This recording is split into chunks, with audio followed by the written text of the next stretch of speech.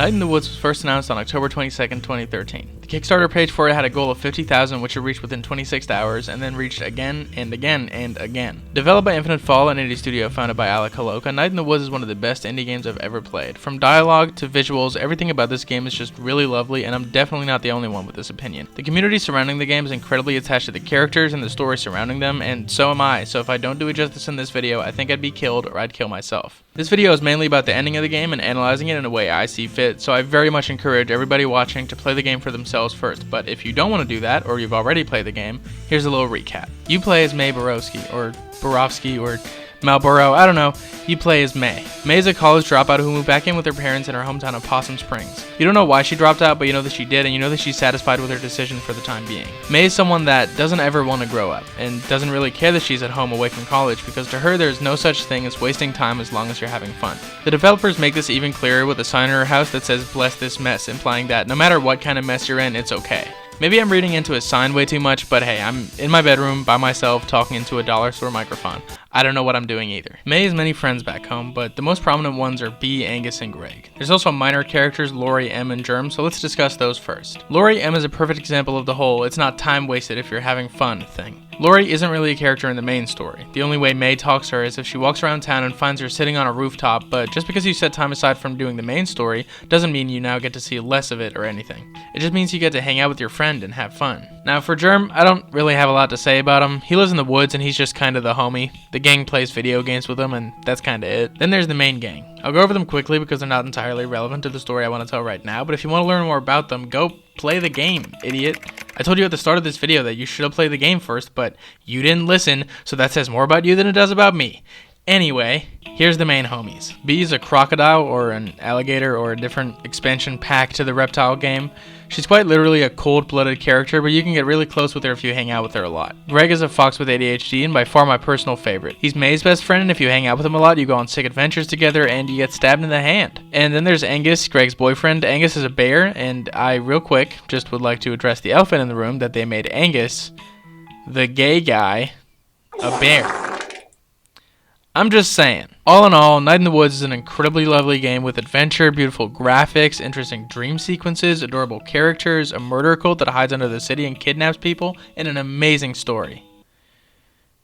Wait, did I just say murder cult?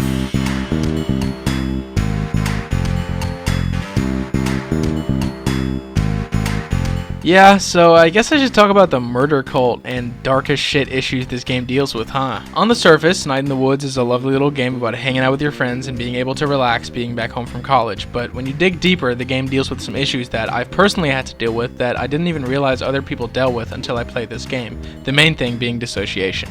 For those of you who don't know what dissociation is, it's that feeling you get when you look in the mirror and you think, holy shit, that's a real person, and I'm in there and I'm living and breathing, but am I really in there and living and breathing? It's like seeing yourself and knowing that's you, but then struggling to understand, wait, hold up, what even is this you I'm talking about? And also, how are other people real if I can't see their mind? May addresses this multiple times during the game, saying things like, they weren't people anymore, they were just shapes. They never existed, they never had feelings, it was all just stuff in the universe. And then there's the murder cult I mentioned. May encounters them first after seeing one of their members kidnapping someone late at night, but the main encounter is when the whole gang sees them out in the woods. May gets shot by one of the cultists, just regular Friday night shit. She survives, but decides to go back into the woods to figure out what's happening. When she and her friends encounter the cult members again, they have a little bit of a conversation. The cultists admit to killing some guy May knew. May almost fucking dies. Like I said, regular Friday night shit. When May almost dies, she sort of blacks out and talks to some universal being of unknown origin. But before I tell you about this conversation, let me tell you about the dreams I briefly mentioned.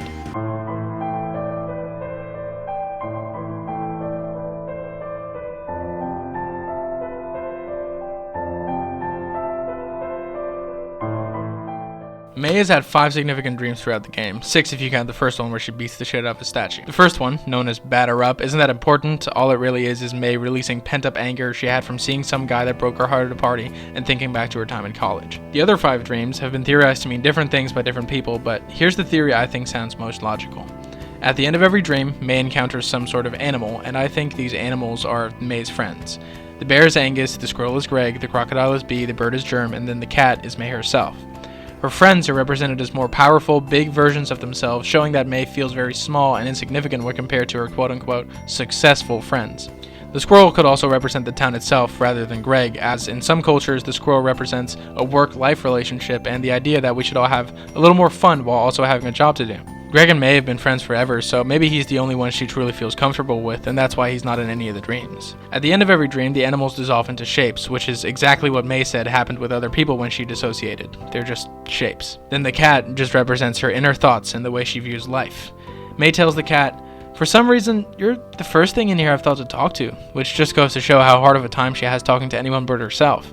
She asks, "Are you God?" The cat says no, and they have a bit of a back and forth about it. May asks why she's here, but the cat doesn't give a clear answer. It goes on about some little creatures before saying this. "You are swimming further and further out to sea, and beyond are things blind and terrible, and I am showing you now." The screen shows some creepy images and May screams. I think these images simply resemble May's demons or the little creatures. The cat says May is swimming further and further out to sea, which means she's letting herself go. May is giving into these demons. The cat says, "I'll tell you a second thing.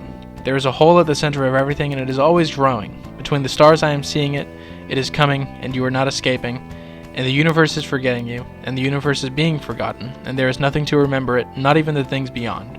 And now there is only the hole." May asks, "So, does anything mean anything?" And the cat says, "This is not a question worth answering.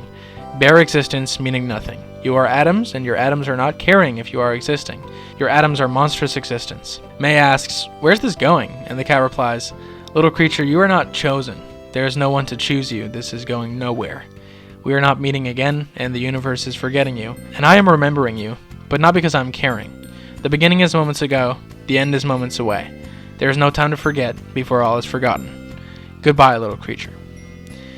This interaction is speculated to mean a lot of things, but mainly I think it's just May talking to herself, like I already said. The cat warns her of her demons and tells her about monstrous existence. Monstrous existence might be referring to the philosophy of Jean-Paul Sartre, who said, "To be a conscious being that is able to remark in awe at being conscious behind which there is a shrouded nothingness, seeking deeper meaning behind consciousness where there is none at all. It is to be a minuscule life, a mote of dust that disappears in a blink of the cosmos's eye, that is just complex enough, fantastically complex, mind you, to realize that it isn't anything more than that." In short, monstrous existence could be an expression of the cruelty of being born a conscious being, and May realizes this. Dealing with a dissociative disorder often means thinking about your place in the universe and sometimes coming to the conclusion that there is none. You are smart enough to realize that you're not really smart at all, and that sucks dick and balls. It could also just mean the insignificance of life. Monstrous existence could mean that whatever is being referred to shouldn't even exist in the first place. This would also be very telling of May's mindset, which is that she shouldn't even be here. That's it for the cat encounter. Now let's talk about when May almost fucking dies.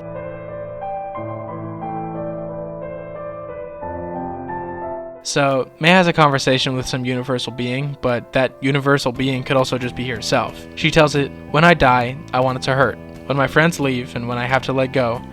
When this entire town is wiped off the map, I want it to hurt. Bad.